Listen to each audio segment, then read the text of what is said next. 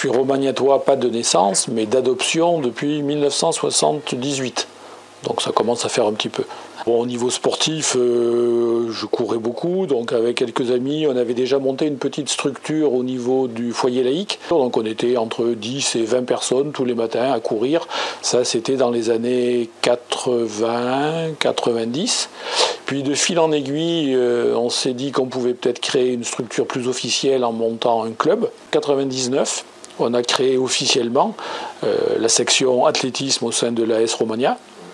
Donc je suis devenu le président. Donc tu as toujours couru. Mon sport de base, c'était le ski de fond. J'ai été président, voilà, c'est pour ça, j'ai été président du grand club, entre guillemets, de Clermont-Ferrand, l'amicale clermontoise des coureurs de ski nordique. Donc du point de vue sportif, comme on dit, j'avais la caisse. Et en course à pied, il s'est avéré la même chose. J'étais plus performant sur marathon que sur un 10 km, par exemple. Donc j'ai pris ma première licence en 99, donc j'ai été président. Et puis le club s'est développé. Il y a eu 2 présidents qui m'ont succédé, Michel Fauché et aujourd'hui Serge Montorier. En 99, alors nous au départ on était une bande de copains, mais sous l'impulsion de Christian Rougier qui était entraîneur hors stade et piste aussi, et qui était un très bon coureur de bon niveau, lui il a voulu non seulement qu'il y ait du hors stade, mais qu'il y ait aussi de la piste. Donc c'est vrai qu'il a recruté pas mal, on a frappé aux portes pour avoir des subventions, essayé de monter un club. Et donc c'est surtout recentré sur les adultes, le hors-stade, mais aussi certains coureurs qui faisaient des courses de 800 mètres, 1500, 5000 sur piste. Mais essentiellement, et c'est le cas aujourd'hui, le cross, un peu de piste mais très peu, et beaucoup de hors-stade, aujourd'hui entre autres des trails. J'ai constaté encore il y a 6 mois, je regardais des records d'Auvergne, c'est toujours l'équipe féminine de Romagna qui détient le record d'Auvergne de l'Équidène. Donc l'Équidène, c'est un marathon par équipe de 6, c'est toujours une équipe, on avait une équipe performante à l'époque, on avait quelques filles qui étaient capables de courir le marathon en moins de 3 heures, et chez les féminines, moins de 3 heures, un marathon, c'est beau. Donc on avait une équipe féminine très performante, et il y avait Claire Gaillard, il y avait Laïla Kouaja, il y avait Christine Pilven, il y avait Maryse Grenet. Le principal souci d'un président de club, c'est de rechercher des financements. Et entre autres de monter des dossiers en respectant les axes prioritaires sur lesquels on pouvait avoir des financements, mais ça marchait pas mal, donc j'ai eu des subventions. Donc on a eu des subventions relativement importantes, bon, de la municipalité aussi, les municipalités successives nous ont bien suivis, donc nous ont aidés. On a créé une course.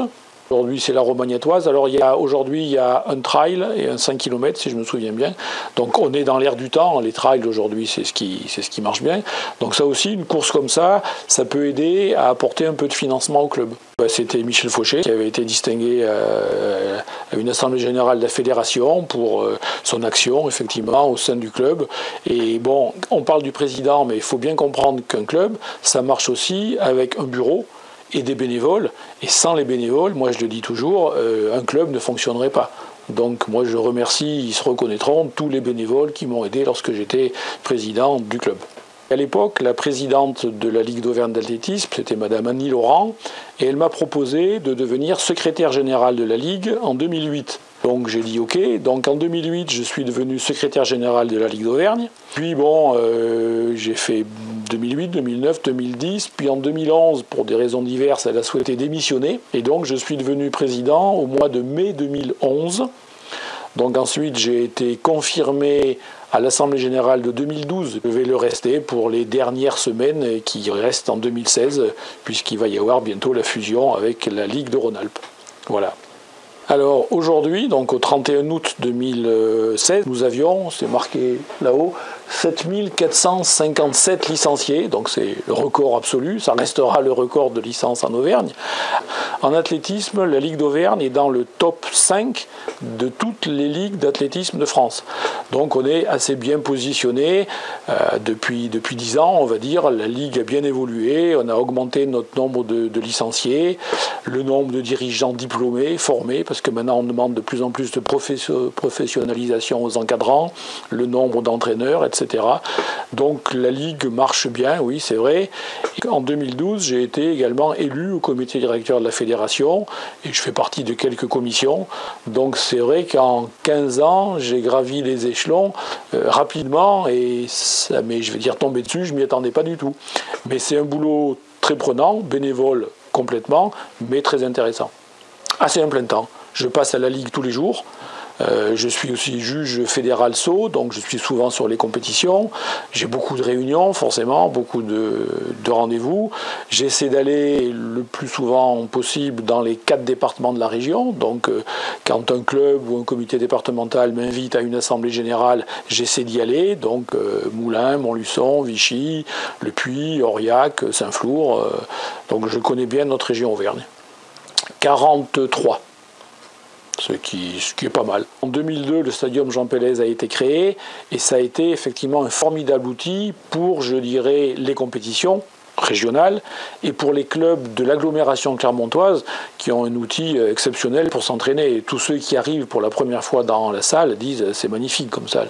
Et c'est vrai que c'est une très belle salle. Donc ça a joué. Il y a eu aussi un développement des différentes facettes de l'athlétisme au niveau de la fédération. La fédération a beaucoup axé son développement sur, par exemple, le sport santé, le sport loisir. C'est ainsi qu'ont été créées des sections, on va dire, de marche nordique. Mais ça a contribué aussi beaucoup au développement du nombre de licenciés. Absolument. Il y a 1 an et demi, j'avais 4 salariés. Je n'en ai plus que 2. Donc voilà, j'ai encore 2 salariés. Alors les cadres techniques, ils sont payés par le ministère des Sports et mis à disposition de la Ligue. C'est vrai que le travail du président de Ligue, c'est beaucoup de travail de relations humaines, de diplomatie, d'essayer de mettre de l'huile dans les rouages. C'est pas toujours facile. Alors la marche nordique, il n'y a pas de souci, ça fonctionne bien. La fédération voit ça d'un très bon œil qu'on développe beaucoup la marche nordique. Alors au niveau de la gestion du pôle perche national, du pôle France, on va l'appeler comme ça. Donc fin 2013, mi-2013, j'ai averti la fédération en leur disant écoutez, nous on ne peut plus gérer le pôle France perche. Ça nous dépasse, donc je vous avertis, on gère jusqu'au 31 décembre 2013. Après, vous récupérerez la subvention de la région, mais c'est vous qui allez gérer le pôle France Perche. Donc depuis le 1er janvier 2014, on va dire que je n'ai plus de relation avec Renaud Lavillenie, c'est directement la direction technique nationale et la fédération qui gèrent tous ces stages, déplacements, etc. Et vu les résultats sportifs qu'il a, c'est un élément qui attire beaucoup de jeunes vers la perche, absolument. Il a des résultats sportifs exceptionnels. Le club phare de la Ligue, c'est le Clermont Athlétisme Auvergne, qui regroupe des sections locales. Les 2 sections locales phares du Clermont Athlétisme, c'est le Stade Clermontois et l'ASM. Aujourd'hui, Clermont Athlé est dans toujours le top 5, voire le top 3, voire un des meilleurs clubs français. Alors ça se voit au niveau du nombre de licenciés, c'est le plus gros club de France. Le Clermont Athlétisme est le plus grand club de France. Et au niveau des résultats sportifs, ils sont toujours en finale des interclubs élites. Et globalement, sur tous les résultats de l'année, ils sont dans les 5 meilleurs clubs français. Ce qui, pour un club d'une petite ligue régionale, est particulièrement satisfaisant. Par contre, il y a encore de très bons athlètes du club de Vichy qui restent fidèles au club de Vichy, avec un entraîneur qui est employé de la ligue, qui s'appelle Thierry Laurent. Et donc, par exemple, je citerai Élise Trincler. Élise Trincler, elle a été 2e au championnat de France élite en salle, ici même cette année sur 200 mètres, et au championnat de France élite plein air sur 200 mètres, elle a été médaille de bronze, ce qui est quand même pas mal, puisque les 2 premières qui finissent devant elle ont été sélectionnées dans le collectif relais pour les Jeux Olympiques. Donc ce sont de très bons résultats. Il y a un autre athlète qui l'année dernière a fini 8e au championnat du monde cadet de décathlon, d'épreuves combinées. Donc chaque année, le club de Vichy a des athlètes de haut niveau qui ont des sélections internationales. Timothée Baumier est au Clermont Athlé et c'est vrai que c'est une grosse pointure, on va dire, sur le cross. Il s'oriente vers le marathon. Son objectif, c'est d'être sélectionné pour les Jeux de Tokyo en 2020. Et vu les performances qu'il accomplit chaque année, c'est quelqu'un de très sérieux, très sympathique, très abordable. Moi, j'apprécie beaucoup ses qualités. Et c'est vraiment un garçon, moi, je lui souhaite de réussir parce que c'est quelqu'un qui a toutes les compétences et toutes les qualités pour aller au plus haut niveau. Alors, ça s'appelle section sportive désormais. Elle existe toujours au lycée Blaise Pascal. Le petit souci, c'est qu'elle est en danger. Pourquoi elle est en danger? Parce que le collègue actuel qui est responsable de cette section sportive athlétisme prend sa retraite, je crois, à la fin de l'année, donc été 2017. L'éducation nationale, qui est une structure que je connais bien, ne permet pas de nommer à sa place un prof DPS spécialiste athlétisme. Donc si on a un spécialiste tennis de table, il va dire ben non, moi, la section athlétisme, ça ne m'intéresse pas. Donc on est très inquiet. Nous, on aimerait qu'il y ait un poste à profil et que soit nommé un spécialiste athlétisme. Et il y en a plein qui souhaiteraient être nommés là-bas. Mais donc, on ne sait pas comment ça va se passer. Donc, on est un peu inquiet pour l'avenir de cette section par laquelle sont passés de brillants athlètes. Budget annuel, à peu près 400 000 euros. Alors, d'où vient l'argent? Il y a plusieurs sources de financement. Il y a d'abord le produit des licences. Allez, 5 euros par licence en moyenne. Donc sur 7500, ça fait un petit peu d'argent. Ensuite, nous avons des subventions. Des subventions de la part du ministère des Sports. Donc, cette année, sauf erreur, je crois qu'on a eu à peu près 20 000 euros de subventions. Ensuite, nous avons une convention pluriannuelle sur 4 ans, donc qui se termine là, avec la région. Donc pour bâtir un budget pour la saison en cours, c'est compliqué puisqu'on ne sait pas ce que la région va nous donner. Alors ensuite, on a des différentes recettes possibles lorsque nous organisons des championnats. Nous avons la buvette. Alors bon, ça ne gagne pas beaucoup d'argent, mais on récupère toujours entre 300 et 1000 euros sur un week-end, même s'il n'y a pas beaucoup de week-ends. Quand on organise les championnats de France, on arrive à récupérer un petit peu d'argent parce que la fédération quand même nous aide. On met à disposition 200 bénévoles, etc. On s'implique beaucoup. Nos salariés sont très impactés, bossent beaucoup là-dessus, donc ça fait aussi des recettes. Nous avons une personne au moins employée à la Ligue qui fait ce qu'on appelle les TAP, les temps d'activité périscolaire, donc qui interviennent dans 3 écoles primaires, enfin 4 même, donc ça fait un petit peu de rentrée d'argent. Nous avons aussi des actions, par exemple avec la mutualité française, avec le secours populaire, pour sensibiliser les gens à la pratique sportive ludique, douce. Nous avons aussi un outil qui s'appelle le Kit Stadium, qui est un mini-stade, qui permet soit de faire de la promotion. Donc nous avons différentes sources de financement, mais c'est vrai que pour moi qui étais fonctionnaire, bon, j'ai découvert qu'il fallait chercher des ressources pour payer les 4 salariés à l'époque où j'en avais 4, ce que c'est que des charges salariales, patronales, etc., les cotisations. Donc c'était une découverte pour moi, mais c'est toujours très intéressant. Mécénat, non.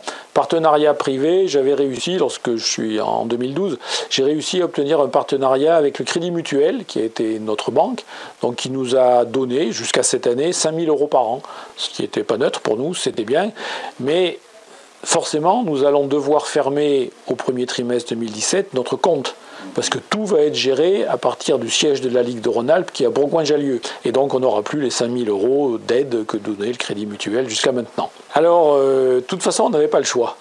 On était obligé de suivre le mouvement. Donc plutôt que de freiner comme font quelques fédérations, nous on a préféré accompagner le mouvement. Donc depuis 15 mois, nous avons des réunions fréquentes avec les homologues de la Ligue de Rhône-Alpes. Et on a essayé de s'entendre pour que on œuvre ensemble pour continuer à développer l'athlétisme sur notre grande région, qui va devenir au niveau de l'athlétisme, mais pas seulement, la 2e plus grande région française. Derrière l'Île-de-France, on a 32 000 licenciés, ce qui va devenir une grosse région d'athlètes. Je fais remarquer au passage que sur les 6 médailles que l'athlétisme a eu aux Jeux Olympiques de Rio, 4 viennent de la région Auvergne-Rhône-Alpes. Donc c'est bien. Donc nous avons fait de multiples réunions pour essayer de balayer tout l'éventail des problèmes et amener cette fusion, essayer d'harmoniser tout un tas de choses puisque nous ne fonctionnons pas pareil. Donc c'est en train d'aboutir, puisque le 19 novembre, à Saint-Étienne, on a choisi un lieu convenable pour tous, à Saint-Étienne aura lieu l'Assemblée Générale qui, le matin, sera uniquement celle d'Auvergne qui va valider la disparition de la Ligue. Parallèlement, celle de Rhône-Alpes va valider l'absorption, puisque c'est comme ça qu'on dit, de la Ligue d'Auvergne. Et l'après-midi aura lieu l'Assemblée Générale constitutive de la nouvelle Ligue. Alors on a déjà pas mal bossé, donc on a, en accord avec mon collègue président de Rhône-Alpes, on a décidé de faire qu'une liste pour le comité directeur. Donc sur les 40 membres qui vont être élus le 19 novembre, il y aura 14 Auvergnats, ce qui, proportionnellement au nombre de licenciés, nous est assez favorable. Et dans le futur bureau, il y aura 5 Auvergnats sur 15 membres.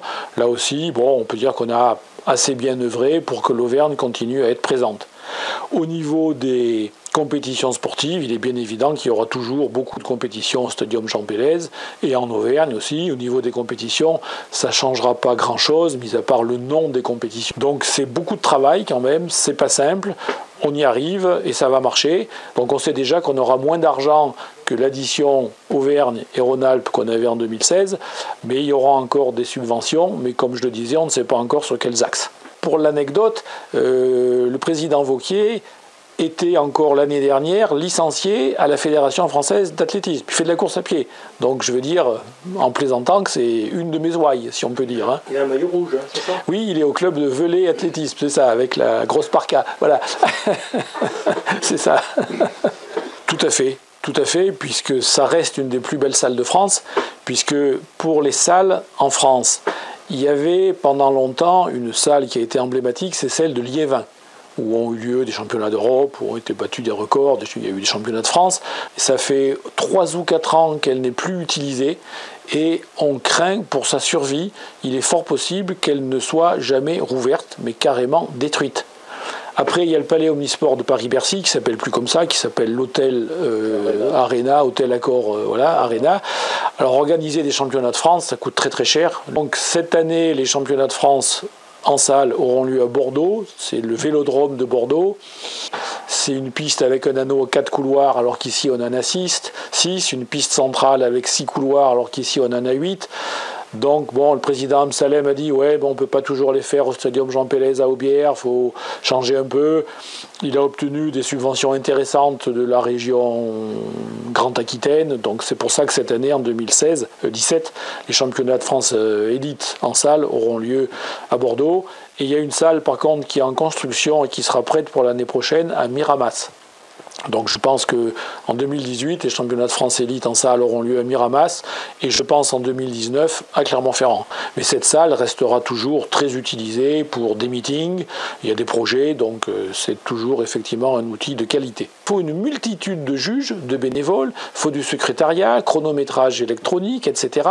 Donc une compétition ne peut pas tourner à moins minimum de 50 juges diplômés, formés. Donc si vous voulez, c'est lourd à organiser. Donc quand un club ou un comité départemental organise quelque chose, la Ligue aide déjà à la constitution du jury. Je veux dire qu'on mutualise nos forces, c'est obligé. Un club seul aurait du mal à organiser une compétition. Donc on retrousse tous les manches et puis ça marche. Alors c'est vrai que, bon, moi je suis bénévole à temps plein, hein. Il y en a qui me disent, mais alors tu touches combien à la fin du mois? Ben, je leur dis, moi ils peuvent augmenter mon salaire par 2, par 3 ou 10, c'est toujours 0 €, hein. Ça ne changera pas. Ils me disent, mais c'est pas possible. Ben, j'ai dit si. Donc pour être bénévole, il faut être motivé, disponible, avoir du temps, accepter aussi quand on est à un certain niveau de responsabilité que on a 1% de remerciements ou de félicitations et 99% de critiques, de soucis, de problèmes à régler, de choses à trancher. Donc il faut se forger un peu une carapace. Donc ça, moi, ça va, je suis quelqu'un d'assez optimiste, donc je sais faire. Mais c'est vrai que le problème du bénévolat se pose dans sa globalité. Beaucoup de gens se découragent un peu parce que plus on leur en demande, plus, enfin bref, au bout d'un moment, ils disent attendez, moi, stop, je passe déjà assez de temps. Donc ce problème, c'est que par exemple, je le vois moi, au niveau de nos juges, qu'on appelle nos officiels, le panel de nos juges est vieillissant. On a du mal à renouveler avec des jeunes. Aujourd'hui, on le voit, mais pas seulement les jeunes. Des gens de la marche nordique ou même certains athlètes, ils viennent en consommateurs. Et ils n'ont pas envie de rendre, ne serait-ce qu'une journée par an, ce que des bénévoles qui gèrent les structures leur apportent. Donc c'est un problème. Je ne sais pas comment ce problème-là va être résolu. On parle d'un statut du bénévole. Oui, c'est bien. Donc peut-être qu'on pourrait accorder aux bénévoles qui sont toujours en activité des heures par semaine pour exercer leur bénévolat. Je ne sais pas, mais il y a sûrement des choses à creuser parce que je pense qu'à moyen terme, le bénévolat risque de s'essouffler. On aura de plus en plus de mal à gérer les structures avec des bénévoles auxquels on demande d'être de plus en plus professionnels.